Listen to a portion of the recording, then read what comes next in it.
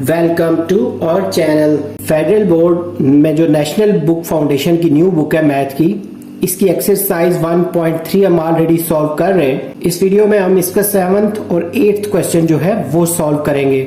Question 7 में है a group of friends made 4 yard long rectangular banner. तो कुछ फ्रेंड्स थे, उन्होंने मिलके एक 4 यार्ड लंबा जो है रेक्टेंगुलर शेप का बैनर बनाया है। दे पेड ₹3.75 पर यार्ड। तो उन्होंने जो पेमेंट की है पर यार्ड की वो 3.75 है, और ₹9 for the firm to go around the banner. Perimeter है वो 10 यार्ड दिया हुआ है। What was the width of the banner. Banner का जो विड्थ है वो बताना है फाइंड करके। क्वेश्चन 7 को अब सॉल्व करते हैं। सबसे पहले जो उसकी लेंथ गिवन थी क्वेश्चन में, तो वो लिख लेंगे लेंथ ऑफ बैनर। बैनर की जो लेंथ है वो 4 यार्ड्स गिवन है। इसके साथ उसका पेरीमीटर भी गिवन था एंड में। पेरीमीटर जो है ऑफ बैनर वो गिवन था 10 यार्ड्स। वैसे यहाँ उन्होंने बोला हुआ है विड्थ जो है वो फाइंड करना है। तो जरा सी एक्सप्लेनेशन इसकी देख लेते हैं। रेक्टेंगुलर शेप का बैनर है इस तरह, इस शेप का। तो सपोज कर लें कि ये उसकी लेंथ है जो गिवन है 4, तो जाहिर है ये भी लेंथ है, ये भी 4 ही होगी।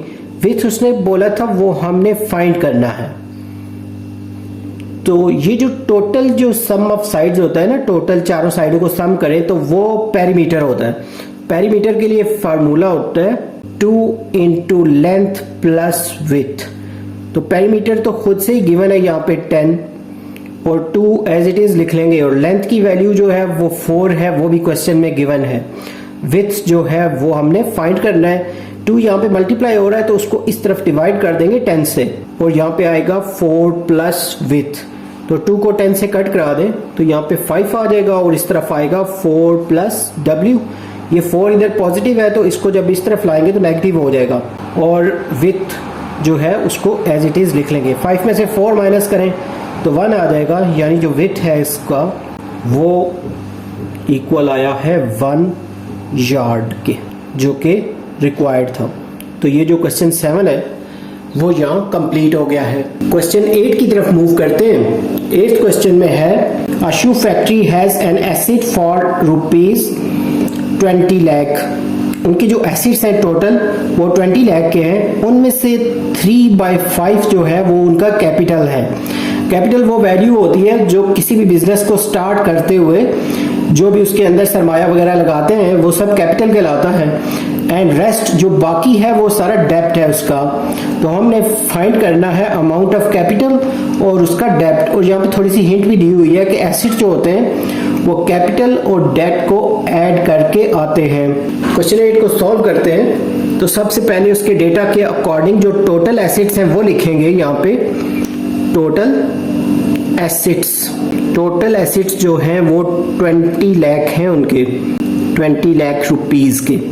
उसके बाद उनका जो कैपिटल है वो उन्होंने बताया है क्वेश्चन में। कैपिटल जो है वो 3/5 ऑफ एसेट्स, जो एसेट्स गिवन है उनका 3/5 है। तो इससे हम खुद ही फाइंड कर लेते हैं। 3/5 मल्टीप्लाई एसेट्स की वैल्यू यहाँ लिखते हैं। इसको कैलकुलेटर के थ्रू सॉल्व करते हैं। तो इसको और इस वाली वैल्यू को मल्टीप्लाई करेंगे और 5 से फिर डिवाइड कर देंगे। तो इसका आंसर आ रहा है 1 2 0 0 0 0 एंड अनदर 0।